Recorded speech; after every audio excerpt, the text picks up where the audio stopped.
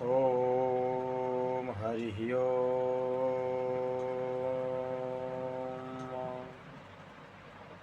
नमः परमहंसास्वादितचरणकमलचिन्मयकरन्दाय भक्तजनमानसनिवासाय श्रीरामचन्द्राय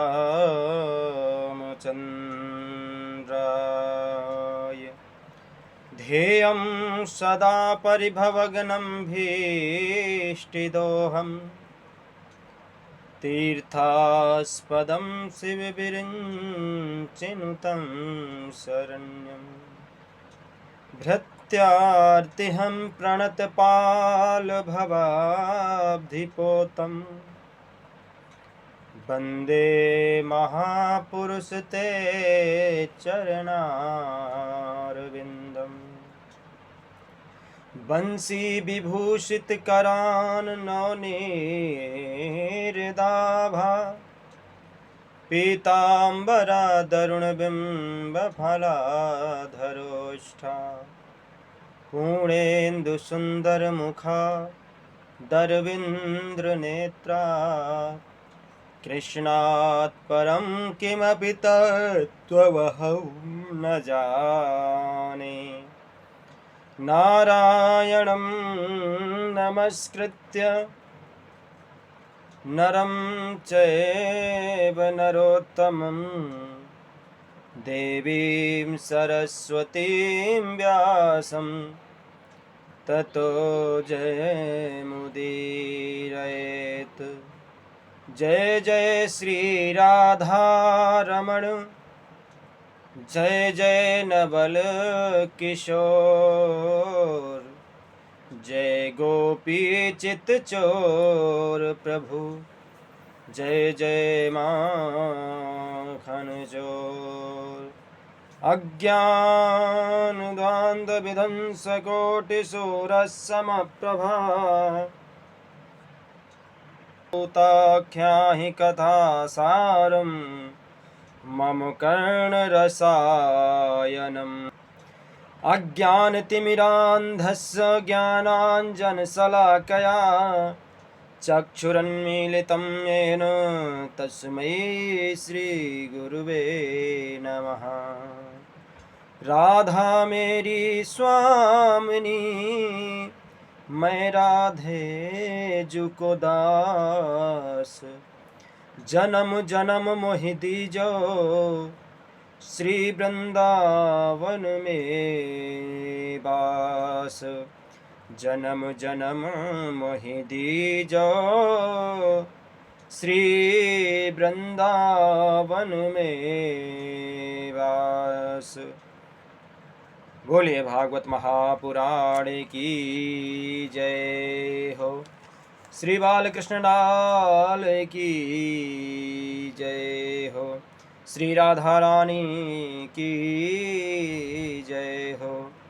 उमापति महादेव की जय हो। पवन सुत हनुमान की जय हो। आइए अपने मन को और वाणी को पवित्र करें। जय जय राधा रमण हरि बोल जय जय राधा रमण हरि बोल जय जय राधा रमण हरि बोल जय जय राधा रमण हरि बोल। बोलिए बालकृष्ण लाल की जय। भागवत महापुराण की जय हो। कल की हमने कथा श्रवण करी कि कैसे भक्ति और ज्ञान वैराग्य पुनः युवा होकर के और ताता थैया करके नाचने लगे। नारद जी ने प्रश्न किया कि केवल भक्ति ज्ञान वैराग्य ही पुष्ट होते हैं कि अन्य? तब सनकादियों ने कहा कि दुराचारी, पापाचारी, अधर्माचारी कोई भी हो, मरने के पश्चात भी, बाद भी अगर कोई भगवान की कथा श्रवण कर ले तो अवश्य ही वह तर जाएगा, उसको मोक्ष की प्राप्ति होगी। नारद जी ने कहा कि कोई ऐसा प्रमाण हो तो आप बताइए। तब सनकादियों ने आत्मदेव और धुंधकारी गोकर्ण की कथा सुनाई। आइए हम सब भी श्रवण करेंगे। कथा में प्रवेश करते हैं। अत्र ते कीर्तयस्यामि इतिहासं पुरातनम् यस्य श्रवणमात्रेण पापहानि प्रजायते। हे ऋषियों, ये इतना सुंदर और पावन इतिहास है कि इसको सुनने से भी पापों का शोधन हो जाता है। तुंगभद्रा नदी के तट पर एक आत्मदेव नाम के ब्राह्मण रहते थे। बड़े ही विद्वान, द्वितीय भास्करों में उनका नाम आता था। उनकी पत्नी का नाम था धुंधली देवी। जथा नामस तथा गुण, जैसा उनका नाम था वैसे ही गुण थे। लोकवार्ता रता क्रूरा प्रयासो बहुजल्पिका सुराचाग्रह कृतेषु कृपणा कलहे प्रिया। धुंधली देवी का स्वभाव ऐसा था, अपने पति आत्मदेव के ठीक विपरीत। जब तक वो झगड़ा ना करती या झगड़ा ना करवाती, आपस में कलह या दूसरे से कलह ना करवा देती, तब तक उसके पेट का पानी पचता ही नहीं था। पेट में गड़गड़ाहट सी रहती थी। लेकिन दोनों दंपति इसके बावजूद भी आत्मदेव महाराज बड़े खुश थे कि चलो ठाकुर जी की कृपा है, ऐसी पत्नी मिली तो ठाकुर जी के चरणों में मेरा मन तो लगेगा। लेकिन इन संसारियों की क्या कहें।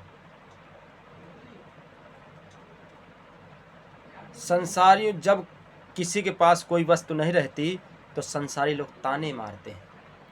आत्मदेव और धुंधली के कोई संतान नहीं थी। कई वर्ष विवाह के उपरांत संतान नहीं हुई। उन्होंने एक गाय पाल रखा था, गाय के भी संतान नहीं हुई। पड़ोसी ताना मारने लगे, अरे ये बांझ हो गई है, इसके हाथ का तो पानी पीने लायक नहीं है। आत्मदेव ब्राह्मण बड़े परेशान सोचते रहते क्या करें क्या करें। उन्होंने एक दिन निश्चय किया कि अब मैं आत्महत्या कर लूँगा, और जंगल की ओर चले गए और जंगल में बैठ करके एक जगह रोने लगे, जोर जोर से रोने लगे। उसी समय एक संत वहाँ से निकले और संत ने जैसे ही रोता हुआ देखा ब्राह्मण को तो सोचने लगे कि जंगल में कोई भक्त बैठा है जो भगवान के दर्शन के लिए रो रहा, प्रभु के लिए रो रहा है। चलो पूछते हैं, और हो सकेगा तो इनको मार्ग बतला देंगे। और संत जी महाराज गए और ब्राह्मण से पूछने लगे, कथम रोदीस विप्रम तुम काते चिंता बलीयसी वदत्वं सत्वरं मह्यं स्वस्य दुःखस्य कारणम। संत जी ने कहा, हे ब्राह्मण देवता, हे विप्र, आप क्यों रो रहे हैं? जंगल में बैठ करके क्यों रो रहे हैं? क्या परेशानी है? आप हमको बतलाइए, हम आपकी परेशानी को दूर करेंगे। तब तो ब्राह्मण ने अपना कारण बता दिया और कहा, साधु बाबा, संत जी, मैं इसलिए यहाँ बैठा हूँ जंगल में और रो रहा हूँ कि मेरे घर में कोई संतान नहीं और मुझे एक पुत्र संतान आप दीजिए। संत जी ने कहा, ब्राह्मण देवता, यहाँ कुछ भी नहीं रखा। क्या भरोसा है कि पुत्र आपकी सेवा करेगा, आपकी हर बात मानेगा। अरे राजा सगर के 60,000 पुत्र हुए तो क्या परिणाम हुआ, क्या परिणाम हुआ। कपिल भगवान का अनादर करके अपने आप को भस्म करा लिए। फिर भगीरथ जी ने तप किया, तप में जिंदगी कट गई और परम पावन गंगा को प्रकट करके अपने भाइयों सगर अपने पूर्वजों का उद्धार कराया। तो क्या भरोसा है कि पुत्र आपकी सेवा करेगा, आपका कहना मानेगा।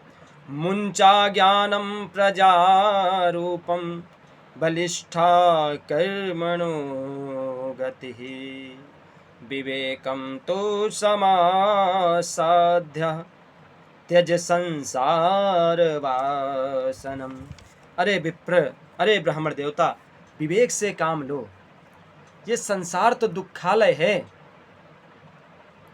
और इसमें तुम भी बहना चाहते हो।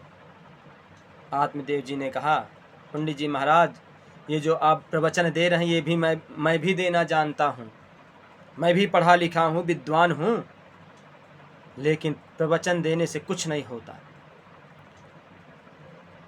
कोई प्यासा हो और आप कहें कि जल तो हर जगह है, आप कुआं खोदो पी लो, तो क्या वो कुआं खोदना प्रारंभ कर देगा, पानी पीना प्रारंभ कर देगा। जिसकी जो मन की कामना होती है उसको वही चाहिए। और आत्मदेव जी ने कहा, संत जी मुझे तो पुत्र ही चाहिए। आप क्या जानो बाबा बैरागी आदमी, आप क्या जानो पुत्र मोह क्या है। गृहस्थ आश्रम में अगर होते और जब बालक छोटा सा होता है और छन छन करके चलता है, पापा पापा बोलता है, कितना हृदय को सुकून मिलता है, कितना हृदय में प्रसन्नता होती है, ये आप क्या जानो। आप तो ठहरे बाबा बैरागी। संत जी तो समझ गए, लगता है इसको पुत्र मोह ने इतना घेर रखा कि मानेगा नहीं। उन्होंने कहा, देखो हमें बाबा ही न समझना, हम ज्योतिषी भी हैं, तुम्हारी मस्तक की रेखाएं बता रही हैं कि इस जन्म तो क्या 7 जन्म तक तुम्हारे पुत्र नहीं है। तब तो आत्मदेव ने कस के अपना सर माथा वहीं बाबा के चरणों में पटक दिया और जोर जोर से रोने लगा। बाबा ने कहा, भाई ये क्या कर रहे हो। उन्होंने कहा, आपने तो मेरा दुख 7 गुना बढ़ा दिया। मैं तो इसी जन्म का सोच रहा था और आपने 7 जन्म बढ़ा दिए। अब तो मैं आत्महत्या कर लूँगा और ये आत्महत्या ब्राह्मण हत्या आपको लगेगी, ये ब्राह्मण हत्या आपको लगेगी। बाबा ने सोचा, अरे हमने क्या ये समस्या मोल ले ली अचानक से। आत्मदेव जी कहते हैं, बाबा जी आपको क्या मालूम, गृहस्थ सरसो लोके पुत्र पौत्र समन्वितः। घर में तो पुत्र पौत्र होने ही चाहिए,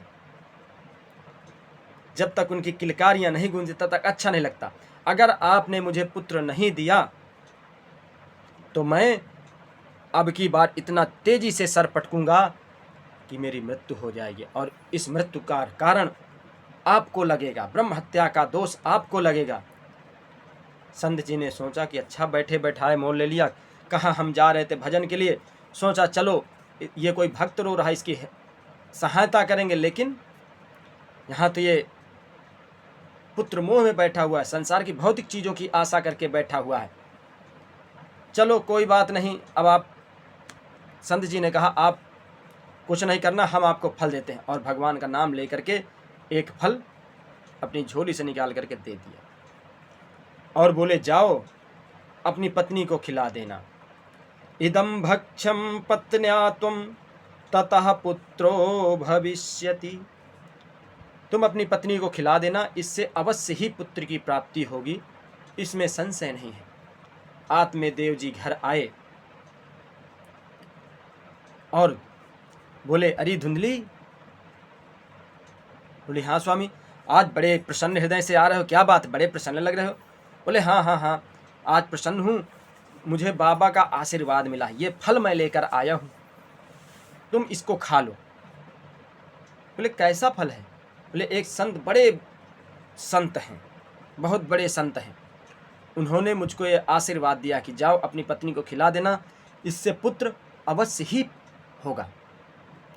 धुंधली ने सोचा ना जाने कौन सा तंत्र मंत्र करा कर लाए हैं, मुझको खिला देंगे, मैं इनके वशीभूत हो जाऊंगी। तो धुंधली ने कहा स्वामी आप जाओ, मैं अभी स्नान करके पूजा करके पवित्र होकर के इस फल को खा लेती हूँ।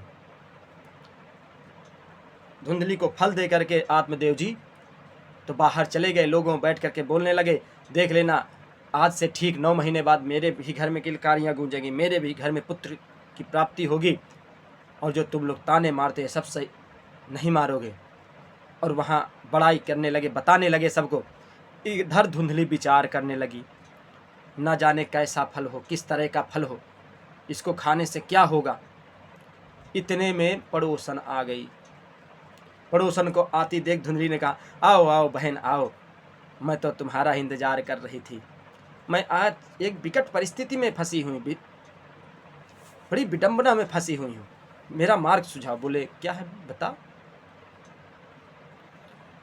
मेरे पतिदेव एक फल लेकर आए हैं, बोले हैं कि ये फल अगर खा लेगी तो तेरे पुत्र अवश्य प्राप्त होगा। पड़ोसन ने कहा बहन इसमें कौन सी बड़ी बात है, ये तो तुरंत खा ले, कम से कम तेरे घर में बच्चा होगा, किलकारियाँ गूंजेगी, प्रसन्नता होगी। अच्छा तू भी कह रहे खा लो, लेकिन खा तो लो, लेकिन मुझे संशय है। बोले क्या? मैंने सुना है कि जब माँ गर्भवती हो जाती है तो भोजन कम कर पाती है और वो दुबली पतली हो जाएगी, कमज़ोर हो जाएगी। हाँ ये तो बात है, लेकिन कुछ पाने के लिए कुछ तो खोना पड़ता है, फल खा ले। धुंधली ने कहा ना ना ना। अच्छा एक संशय और बता, जैसे मैं कमज़ोर हो जाऊंगी, अचानक से कहीं भूकंप आ गया, आग लग गई तो भाग नहीं पाऊंगी, अगर भाग नहीं पाई तो सब लोग तो बाहर चले जाएंगे, मैं बेचारी आकस्मिक मृत्यु हो जाएगी। पड़ोसन ने कहा क्यों तर्क वितर्क करती है, संतों का प्रसाद है, इसको खा ले।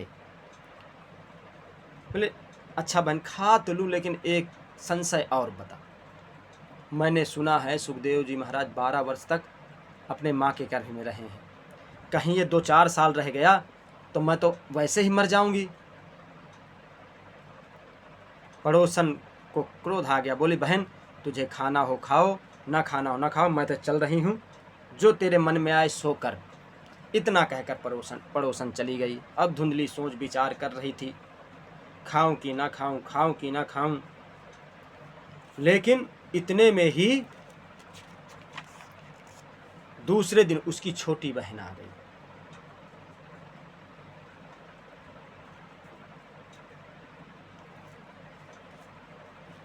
छोटी बहन आ गए। छोटी बहन से उसने सारा कारण बताया कि बहन ऐसा ऐसा है, क्या करूं तू मुझे समझा। बहन तो यही चाहती, छोटी बहन, कि इसके कोई संतान न हो, तो इसका जो भी माल है, जो इसके ज़मीन जागा घर गाड़ी मकान है, सब मुझे प्राप्त हो जाए, मेरे पुत्र को प्राप्त हो जाए, क्योंकि मेरे कई पुत्र हैं, इसके एक भी नहीं। तो उसने कहा बहन ये साधु बैरागियों के चक्कर में क्यों पड़ती है, ये बाबा बैरागियों का कोई भरोसा नहीं, कब क्या कर दें, इनके चक्कर में ना पड़। मैं तुझे बताती हूँ, तुझे पुत्र चाहिए? बोली हाँ पुत्र चाहिए, तो मैं अभी गर्भवती हूँ, जब मेरे पुत्र होगा मैं तुम्हें चुपचाप दे जाऊंगी। धुंधली ने कहा अच्छा लेकिन तेरे पति को पता चल गया तो? बोले पति को कुछ पैसे दे देना, मैंने उनका मुंह बंद करा दूंगी।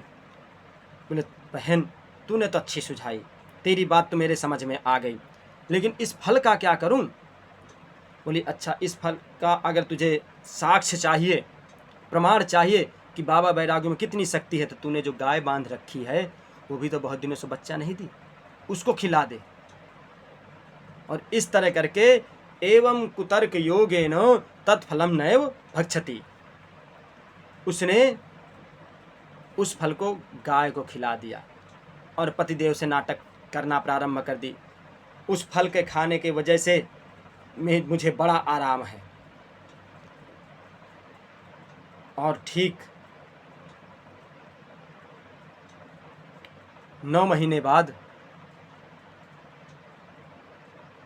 जब उसकी बहन के बच्चा हुआ तो रात में चुपचाप आकर के अपनी बहन को दे गई और कुछ पैसा लेकर के अपने मायके चली गई। इधर धुंधली ने अपने पति को दिखा दिया कि कल रात में मेरे बच्चा हुआ है, और तब तो आत्मदेव जी फूले नहीं समाये, बड़े खुश हुए और धन दौलत लुटाना चालू कर दिए। ब्राह्मणों को बुलाकर मंगलाचरण कराया, नामकरण कराया और बहुत सारा खजाना ब्राह्मणों को, संतों को बांटा। ठीक उसके 3 महीने बाद गौ के भी बच्चा हुआ, वो भी पुत्र।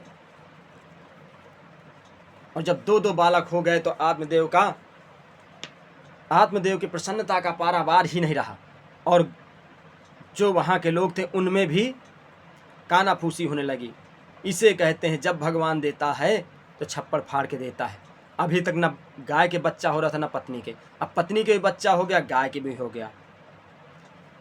आत्मदेव जी ने तुरंत ब्राह्मणों को बुलाया और नामकरण संस्कार कराना प्रारंभ किया, स्वस्ति वाचन कराया, ब्राह्मणों को दान दिया। और जैसे नामकरण होना चालू हुआ तो गोकर्ण का पहले नामकरण हुआ। उनके गौ के जैसे कान थे तो गौ पुत्र को रखा गया गोकर्ण। लेकिन जैसे ही धुंधली के पुत्र का नामकरण होने के लिए सोचा गया, तभी धुंधली चिल्ला उठी, अजी 9 महीने मैंने अपने बच्चे को पेट में रखा, कितने कितने कष्ट सहे, और एक का नाम आपने रख लिया तो इसका मैं मेरे नाम के अनुसार होना चाहिए। आत्मदेव जी ने कहा, देवी जी आपकी जो मर्जी हो आप करो, आप बताओ क्या नाम होना चाहिए। मेरा नाम धुंधली और मेरे पुत्र का नाम धुंधकारी। दोनों कालांतर में बड़े हुए, दोनों ने ख्याति प्राप्त की। एक विख्यात हुआ और एक कुख्यात हुआ। गोकर्ण पंडितो ज्ञानी धुंधकारी महाखलः। बालक ज्यों ज्यों बड़े हुए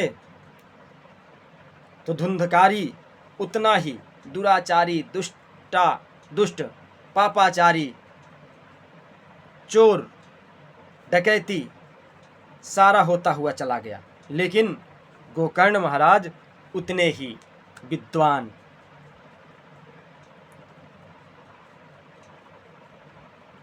होते चले गए, पंडित होते चले गए। पंडितों के गोकर्णा पंडितों ज्ञानी। पंडित का अर्थ क्या है? सत असत विवेचनी बुद्धि पंडा, सा अस्य संजातः सह पंडितः। जो सत्य और असत्य का ठीक प्रकार से जो विवेचन कर सके, ऐसी बुद्धि का जो मालिक होता है उसे ही पंडित कहते हैं।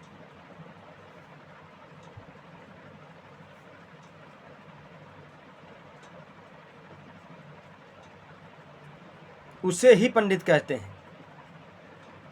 लेकिन सत्य असत्य का जिसमें विवेक नहीं होता वह पंडित नहीं। तो गोकर्ण जी महाराज महान विद्वान, महान पंडित हुए, और धुंधकारी चोरी करने लगा, दुराचार करने लगा, दुराचार में प्रवृत्त हो गया, जुआरी बन गया। घर का जितना धन था सब जुआ में हार गया। एक एक करके घर के सारे धन को ठिकाने लगा दिया।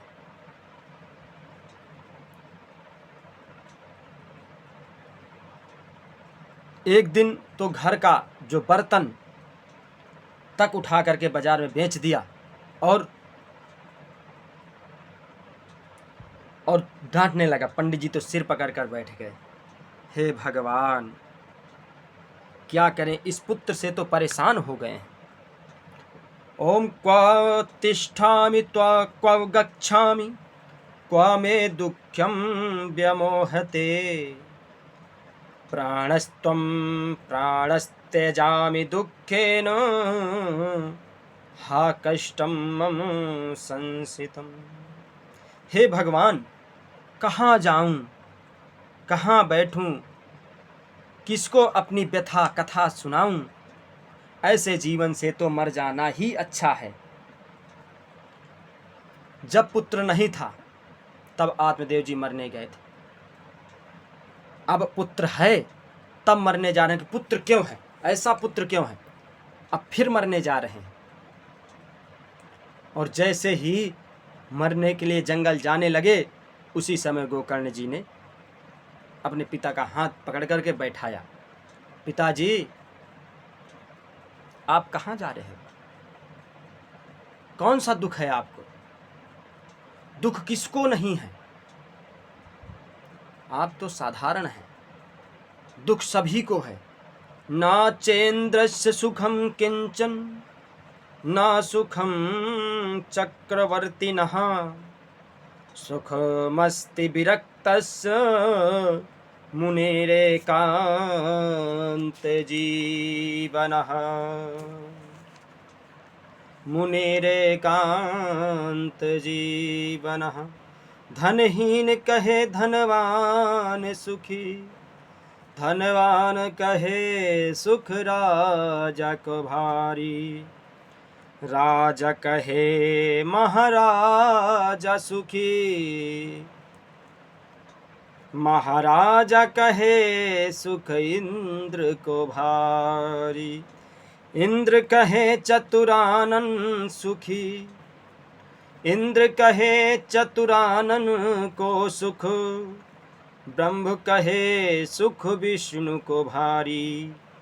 पर तुलसीदास विचार कहे, हरि नाम भगत बिन, हरि भजन बिना सब लोग दुखारी। हे पिताजी, यहाँ सभी ये दुखालय, संसार ही दुखालय है। ये संसार ही दुखालय है। इसमें सभी लोग अंधकूप में पड़े हुए हैं और इसी में अपने आप को, अपने बेटे को, अपने पूरे परिवार को झोंकते चले जाते हैं। इसी तरह एक अंधों की टोली जा रही थी। आगे एक कुआं था। कुआं को जैसे आगे वाला अंधा गया तो गिर गया उस कुएं में। जैसे ही गिरा तो सारे अंधे खड़े हो गए। अरे आवाज़ कहाँ से आई, कैसे आई भाई? उन्होंने पूछा, अरे भाई सब ठीक है ना? कुएं से आवाज़ आई, अरे भाई सब ठीक है, चले आओ। तब थोड़ा सा बढ़े, तब दूसरा गिर गया। दूसरे से पूछा गया, अरे ये फिर से आवाज़ कहाँ से आई? दूसरे ने सोचा, अरे इसने जब मुझे नहीं बतलाया तो मैं क्यों इसको सबको बतलाऊं? और उसने कहा सब ठीक है। इसी तरह एक एक करके धड़ाधम धड़ाम धड़ाम कुएं पे गिर गए। ये संसार भी अंधकूप है और हम लोग अपने बच्चों को, अपने पौत्रों को इसी अंधकूप में झोंकते चले जाते हैं। इस दुख्यालय में, भौतिक चीज़ों की प्राप्ति में। लेकिन संत वही है जो इन सब चीज़ों से विरक्त होकर के जंगल में जा कर के भगवान का भजन करे और इन भौतिक चीज़ों का कोई मोह न रहे। कैसे? देहांसि मांसि रुधिरे भीमतिं त्यज त्वं, जाया सुतादिषु सदा ममतां विमुञ्च। पश्यानिशं जगदिदं क्षणभङ्गनिष्ठं, वैराग्यरागरसिको भवभक्तिनिष्ठः। धर्मं भजस्व सततं त्यज लोकधर्मान्, सेवस्य साधुपुरुषान् जहि कामतृष्णाम्। अन्यन्न दोषगुणचिन्तनमानवासु, मुक्तक्तवा सेवा कथारसमहो नितरां पिबत्व। इस संसार में दो प्रकार की रस्सियाँ, अहमता और ममता। ममता के नातों से ये जीव ममता की रस्सियों में बंधा हुआ है। ये पांच भौतिक देह पंचायती धर्मशाला है इस धर्मशाला में एक कमरा बुक है जिसको हम छोड़ना ही नहीं चाहते। कई वर्षों से रह रहे हैं, इसको छोड़ना नहीं चाहते, और जब समय आता है तो मालिक इस किराए के कमरे को खाली करा देता है। जिंदगी एक किराए का घर है, एक न एक दिन निकलना पड़ेगा। ये किराए का घर है और हम इसको अपना मान बैठते हैं, इसी से हम परेशान रहते हैं। संसार छित जल, संसार का तो काम है निरंतर चलते रहना एक क्रम से। छित जल पावक गगन समीरा, पंच रचित अति अधम शरीरा। हम हैं आज, कल कोई दूसरा, परसों कोई तीसरा, आना जाना लगा ही रहना है। तो हम इसको क्यों समझें अपना? लेकिन ये सब जानते हुए भी हम इसको अपना ही समझते हैं। मेरा पुत्र, मेरा बेटा, मेरा, क्या करूं, कैसे करूं? अरे जब तुम नहीं थे तब भी उसका पालन हो रहा था, जब तुम हो तब भी हो रहा है, जब नहीं रहोगे तब भी प्रभु पालन करेंगे। तो हमें चिंता करने की आवश्यकता क्या है? लेकिन फिर भाई हम चिंता करते हैं। हमको जीविका जीने के लिए, हमें जीविका जीने के लिए है, जीवन जीविका के लिए नहीं है। मातृदेवो भव, पितृदेवो भव, ये सब हमारे देव स्वरूप है, इनकी सेवा करो। जब ये चले जाएं तो अपने आप विरक्त हो जाओ, जंगल चले जाओ, घर में रहकर भी भगवान का भजन करो। और भगवान का भजन करते करते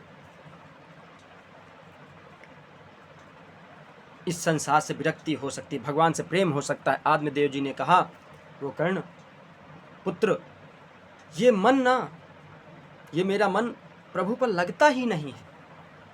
कितने भी लगाने की कोशिश करूं, कुछ ऐसा उपाय बता दो जिससे हमारा मन भगवान के प्रेम में फंस जाए, उनके चरणों में लगने लगे। तब गोकर्ण जी ने कहा, पिताजी मन ऐसे नहीं लगता। जब आप प्रभु का सत्संग सुनो, उनका गुणगान सुनो, गुणगान सुनो, उनके बारे में अधिक से अधिक जानकारी इकट्ठा करो, कैसे हैं, किस तरह हैं, तब आपका मन ठाकुर जी के चरणों में लगेगा। और जब एक बार लग गया तो छूटना बड़ा मुश्किल हो जाएगा। गोकर्ण की बात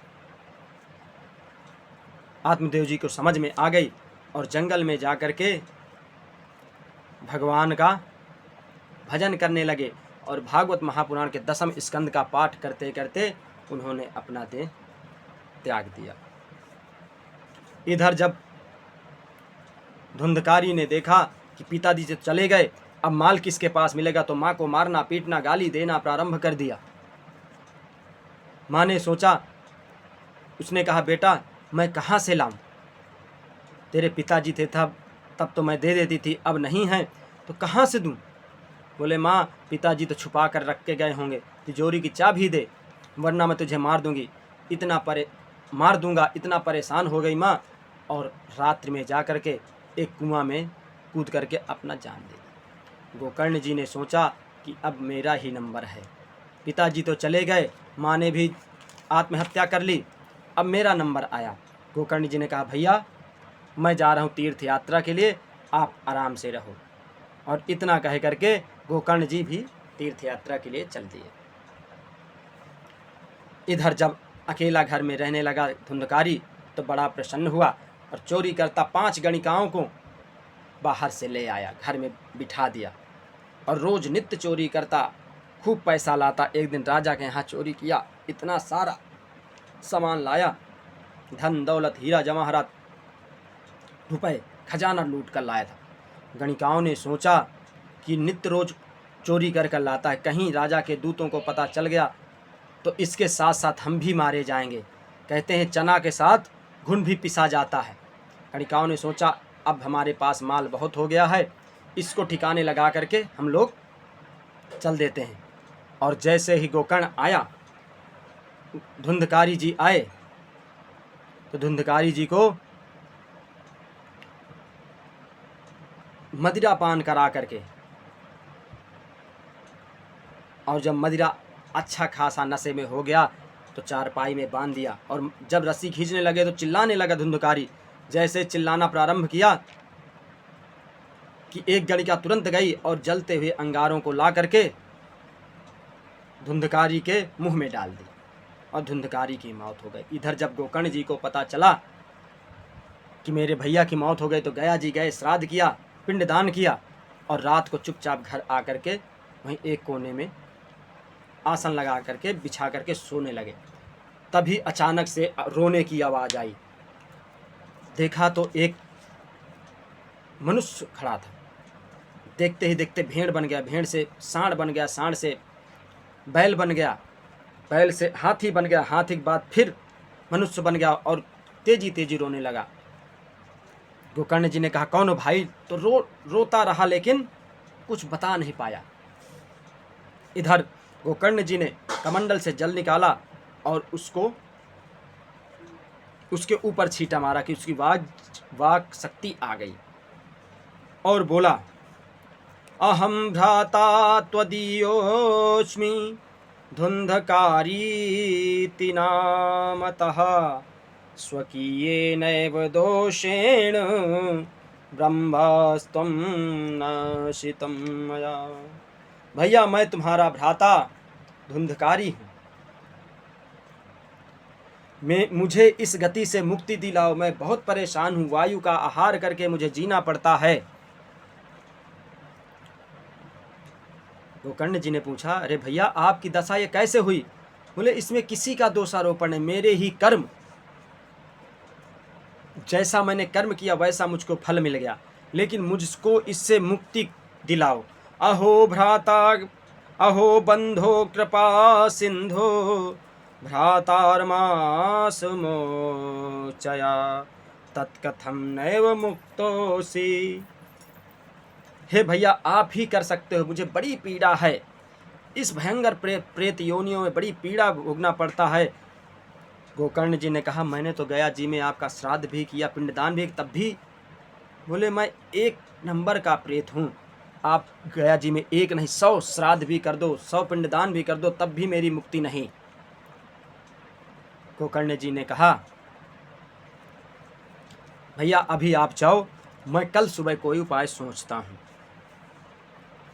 और सुबह जगते, रात में गोकर्ण जी को नींद नहीं आई, सुबह जगते ही सभी को बुलाया और सबसे पूछने लगे, लेकिन किसी ने जब उत्तर नहीं दिया तब सूर्य भगवान का ध्यान किया और सूर्य भगवान को नमस्कार करके पूछने लगे कि मेरे भाई का कल्याण कैसे होगा। तब सूर्य भगवान ने कहा श्रीमद्भागवतः मुक्ति सप्ताहं वाचनम कुरु। सूर्य भगवान ने कहा तेरे भाई की मुक्ति तभी होगी जब सप्ताह ज्ञान यज्ञ भागवत महापुराण का पाठ होगा, तभी हो सकती है। गोकर्ण जी ने कहा ठीक है, और अपने भाई को कथा सुनाने के लिए सभी को एकत्रित करके बढ़िया व्यासपीठ बनाया और कथा प्रारंभ कर दी। वहीं धुंधकारी भी जा करके एक पोले बांस के 7 गांठों के अंदर घुसकर बैठ गया। जैसे ही प्रथम दिन की कथा प्रारंभ हुई कि एक गांठ चटक गई, दूसरे दिन में दूसरी गांठ, तीसरे